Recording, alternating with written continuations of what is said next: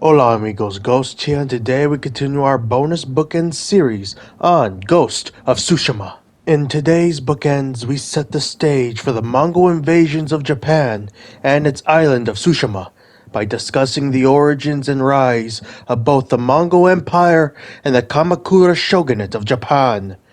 With that said, let us begin our journey into the past. Let's do this! The Mongol Empire, the Asian juggernaut that dominated the 13th and 14th centuries through the conquest of a vast portion of Asia, from the Black Sea and Euphrates River in the west to the Korean Peninsula and South China Sea in the east, originated from the Eastern Asian steppe and the Mongolian Manchurian grasslands. This region was populated by a hardy people, pastoral nomadic tribes skilled in horsemanship and horseback archery. For most of their history, these tribes were ununified and either coexisted or fought one another through raids and skirmishes. This all changed in the early 12th century when the tribes united into a tribal confederation called the Mongol. The leader of this confederacy, the Khan, was an elected position by a vote amongst the tribal leaders. Within the confederacy, one tribal clan, the Borjigin, held the position of Khan throughout most of the confederacy's existence. In 1162 AD, a son of the Borjigin's chief was born. This child's name was Temujin, or as he would later be known as, Genghis Khan. The middle of the 12th century was the high point of the Confederacy's power, but this high point was short-lasting as the Confederacy would cease to exist due to its bloody rivalry with the Tartars, another large nomadic group that inhabited the region. After this collapse, the Borjigin's chief, Yoshinaka, sought the reunification of the Mongol. In 1171 AD, Yoshinaka arranged a successful marriage between his son Temujin and Borte, the daughter of another powerful clan's chief, the first step of his plan. However, Yoshinaka would die either during or after the wedding. The cause of his death is unknown, but some believe he was poisoned by the Tartars. Temujin tried and failed to assume the role of chieftain, resulting in his clan rejecting him and exiling his family. They were forced into poverty. Several years would pass before Temujin would overcome poverty, in part with the help of his blood brother Jamuka and the leader of the Karete tribe, Taguru Khan. Leading some of the Khan's forces, Temujin and Jamuka would raid other tribes and gain valuable military experience and skills. Despite this turn of fortune, Temujin would have a falling out with his blood brother, as the two had very different beliefs about power. Jamuka supported the traditional aristocracy, while Temujin valued the individual's merit no matter who they were. This falling out led to conflict. In 1187, Jamuka attacked Temujin, decisively crushing his army and possibly forcing him into another exile. Despite another low point in his life, this would not be the end of Temujin's rise to power. A decade would pass before Temujin would return to the pages of history. In 1197, he commanded a united army of Mongols in a war against the Tartars. This war resulted in Temujin's victory over the Tartars, possibly avenging his father's death. The Tartars' leaders would be executed, and the non-aristocrats were invited to join Temujin. Those that joined him shared in the spoils of war, along with his soldiers and his people. And those that showed great skill were given positions of authority, ensuring greater loyalty to him. Those that joined him benefited. Those that didn't died. These rules and many more would lay the foundations for the code of law Temujin would use for his empire. From this war to 1205, Temujin would expand his territory and power within the former Mongol through diplomacy, war, and fear. The more victories he achieved, the larger his army grew. In turn, Temujin would reform the army as it grew, creating a flexible chain of command and rules of strict discipline, further ensuring loyalty. In 1201, the major clans that opposed Temujin declared Jamuka the Khan. This sparked war once more between the blood brothers, one that lasted until 1206. History would not repeat itself, as Temujin would defeat Jamuka. Jamuka would be slain by Temujin himself. The last roadblock on Temujin's rise to Khan was removed. The tribes gathered once more and proclaimed Temujin as the great Khan of the Mongols. Thus, Genghis Khan was born, and the Asian juggernaut, the Mongol Empire, began. Genghis Khan would amass an army hundreds of thousands strong that would bring nations, empires, and regions in the tens of millions to their knees. Millions would die from the wars to come, from combat, from pillaging, from disease, and from the terror of Genghis Khan. From his ascension, Genghis Khan, his generals, and family would expand his empire into northern China and Korea in the east, and into Central Asia and Persia in the west. Grand expeditions into Eastern Europe would further spread the name of Genghis Khan. At this historic height, on August 18th, 1227, Genghis Khan would pass away. The empire would endure from his death, but would never be the same. The empire continued to expand and consolidate, but also fracture and divide itself. The Khan's sons would be given large portions of the empire to govern, while they followed the chosen successor to the title of Khan. His sons would conquer lands in Eastern Europe, the Middle East, and southern China and Korea. By 1260, the Mongol Empire transformed into several fully autonomous states that seeked their own ambitions under the veil of the empire. A civil war between several grandchildren of the Khan had sparked this transformation. Kublai Khan, grandson of Genghis Khan, caused this civil war, which lasted 4 years and led to Kublai's ascension in the east and the creation of a new Chinese dynasty through him, the Yuan dynasty, in 1271. Under Kublai, the eastern Khanate of the Mongol Empire would conquer southern China and Korea. From here, Kublai's ambitions would lead to the 1274 and 1281 invasions of Japan and its island of Tsushima. During the rise of Genghis Khan and the Mongol Empire's zenith, a set of events on the Japanese archipelago would give birth to a style of militaristic government that would shape and define Japanese history for 7 centuries. This type of government would cement the rise and prominence of the Bushi warrior class, or more commonly known, the samurai. The name of this kind of government would be known as the Bakufu, or the Shogunate. The first of this kind of military government was the Kamakura Shogunate.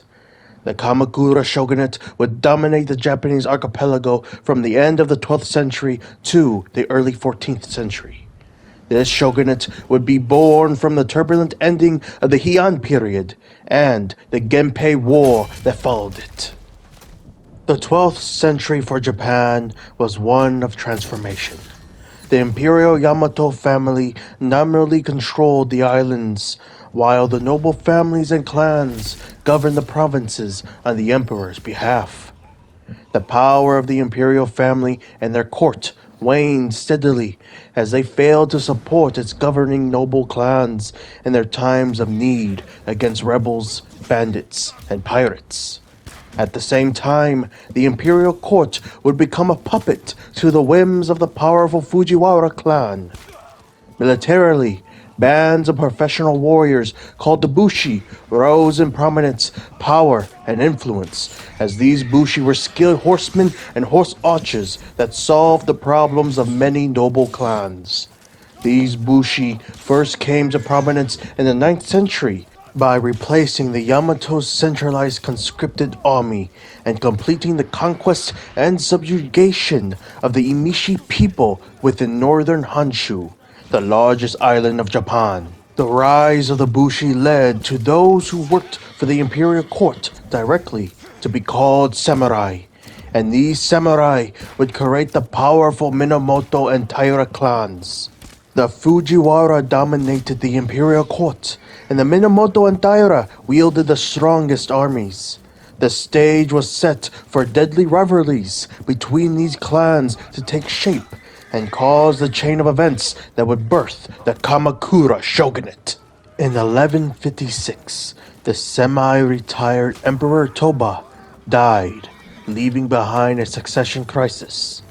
Questions of legitimacy divided the Fujiwara between the current emperor and the late Toba's other son, Go Shirakawa. Tensions rose and the samurai were called upon. The Minamoto and Taira sided with the Go Shirakawa faction.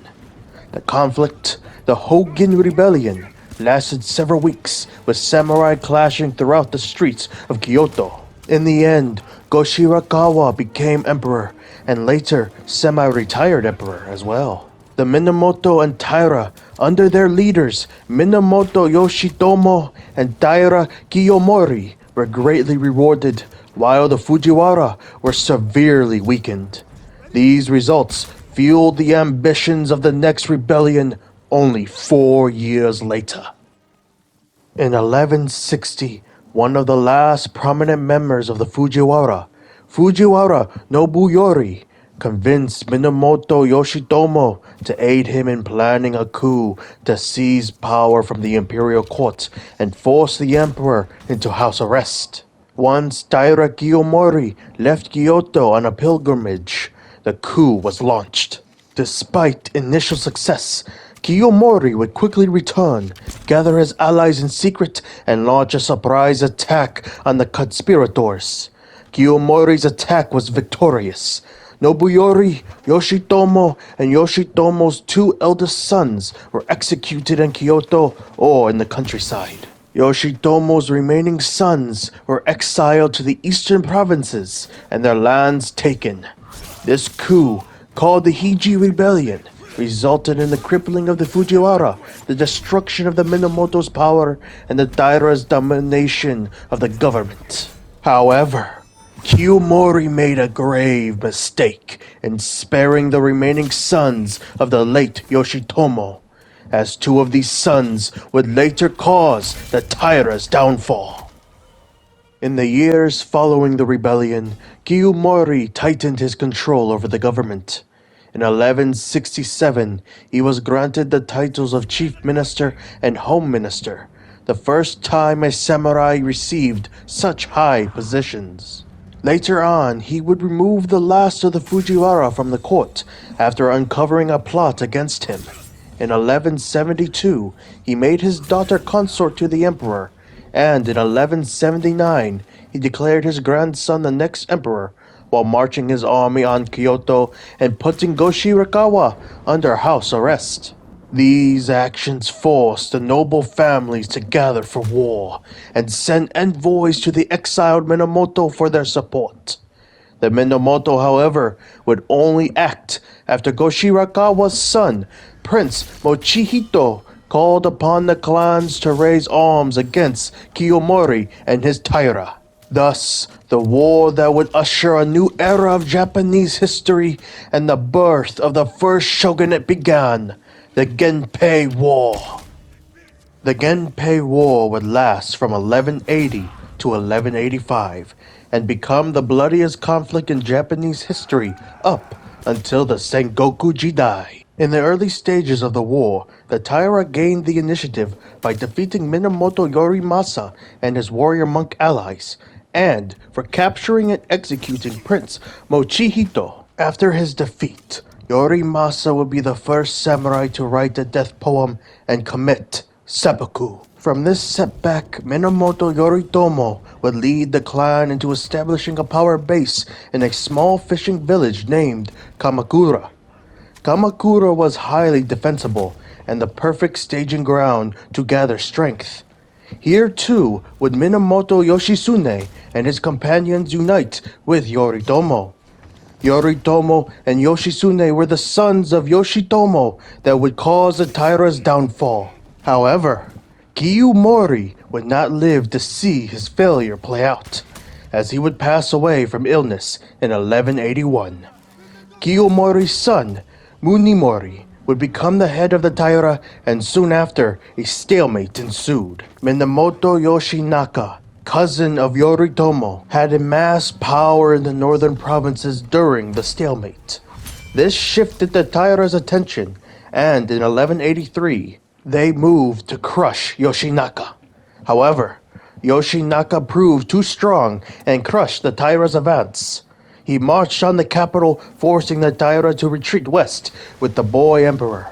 Despite liberating the capital, Yoshinaka was careless in allowing the Taira to regroup and corner his forces in the capital from the west. Meanwhile, Yoritomo and Yoshitsune marched to the capital from the east, eager to punish Yoshinaka's selfishness. In 1184, Yoshinaka sacked Kyoto, kidnapped Go-Shirakawa, and forced him to give Yoshinaka the title of shogun, which, at this time, was an emergency military position like that of the Roman dictator. Eventually, Yoshinaka tried to escape Kyoto, but was crushed in a battle north of the capital. His death left Kyoto in the hands of Yoritomo, and the Taira retreated to their stronghold in Yashima, a northern coastal fortress of Shikoku Island. Once more, a stalemate ensued. The Minamoto changed tactics and attacked the Taira on two fronts. Yoritomo would use diplomacy to sway Taira allies to the Minamoto side. Meanwhile, Yoshitsune would gather a fleet to cross the channel into Shikoku, destroy the Taira stronghold, and force them to retreat. In March of 1185, the invasion of Shikoku was launched. A severe storm left Yoshitsune and his companions with roughly 150 men to strike at the Taira. Despite the low odds, Yoshitsune managed the unthinkable. He divided his forces in two. One group deceived the Taira into leaving their defenses. The other burned Yashima to the ground. Once the truth was revealed, the Taira were forced to retreat. Yoshitsune's incredible victory and Yoritomo's excellent diplomacy turned many Taira loyalists and allies to their side. This not only weakened the Taira, but also provided the Minamoto with a proper navy. A decisive battle to end the war was on the horizon. On April 24th, 1185, the Minamoto and Taira fleets would clash at the Battle of Dan no Ura, the decisive battle of the war. The Taira took advantage of the early sea tides to cause heavy damage to the Minamoto, but as soon as the tides reversed, the Taira collapsed as a steadfast Taira ally switched sides and revealed what ship held the infant emperor. The Minamoto pursued the ship and caused the emperor's grandmother to take the child overboard to their deaths. Many Taira followed this fate. The Battle of Dan no Ura resulted in the end of the Genpei War, the complete destruction of the Taira clan, and left the Minamoto unchallenged. Yoritomo was now the most powerful military leader in Japan. From his base of power in Kamakura, Yoritomo consolidated his control over Japan. Yoshitsune would be declared an enemy of the state and forced into exile in 1187. 2 years later, Yoshitsune was killed, leaving Yoritomo undisputed in his rule. In 1192, Yoritomo would make himself shogun by convincing the emperor Go-Toba to ceremonially bestow the title for military protection. The emperor and his court now were only the spiritual rulers, while the shogun had full physical control of Japan. Years later, the court would try to rebel, but This resulted only in a new Yamato emperor, the former ones exiled and the court fully controlled by the shogun. Despite this complete control, future shoguns would seek imperial endorsements for a sign of legitimacy to their rule. From 1192 to 1199, Yoritomo ruled as the first shogun of the Kamakura. During his reign, he made Kamakura his capital and gave loyal clans land to govern as military governors, thus ensuring continued loyalty as these lands and titles could easily be taken away. In 1199, Yoritomo would unexpectedly die from a riding accident. Succession came into question, but luckily, Yoritomo's eldest son, Yori, would succeed him. However, the wife of Yoritomo, Hojo Masako, and her clan would seize power by creating the position of shogunal regent, which effectively ruled the shogunate. Essentially, a shogunate within a shogunate. From here, peace would persist under the Kamakura Shogunate until the Mongol Empire's invasions. With the rise of both the Mongol Empire and the Kamakura Shogunate discussed, the path is set for us to soon speak on the road to war, the invasions of Japan and Tsushima, and their aftermath. Until then, I hope you all enjoyed today's bonus bookends chapter. I certainly did. Until next time, this is Ghost, signing out.